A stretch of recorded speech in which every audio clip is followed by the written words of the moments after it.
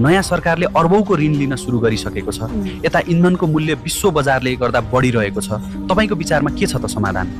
राम्रो प्रश्न गर्नुभयो। ऋण मात्र होइन, अर्कोतिर इरान युद्धले गर्दा ऊर्जा सम्बन्धी सामानको मूल्यमा 100% वृद्धि हुने कुरा आइरहेको छ। यस्तो बेलामा म सचेतकको नाताले जनता र सरकारलाई केही समाधानका उपायहरू भन्दैछु। पहिलो कुरा, व्यापक रूपमा सरकारी खर्च कटौती गर्नुपर्ने हुन्छ। अहिले 100 जनाको काम एउटा प्रविधिले गर्न सक्छ र त्यो प्रविधिलाई कन्ट्रोल गर्न 2 जना मान्छे राखे पुग्छ।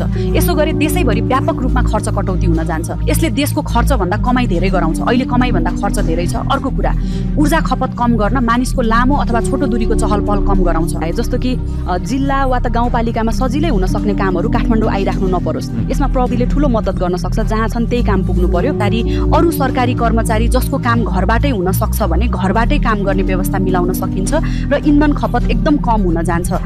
लङ टर्ममा व्यापक रूपमा हामी सबैले बिजुली साधन र उपकरणहरूको खपत गर्ने र व्यापक रूपमा बिजुली उत्पादन गर्नतिर लाग्नुपर्छ। अनि विकल्पमा सरकारले साइडमा देशैभरि इन्धन भण्डार केन्द्रहरू बनाइनुपर्छ र अरू सम्भावित ग्यास उत्खनन क्षेत्रहरूमा व्यापक रूपमा काम सुरु गर्नुपर्छ।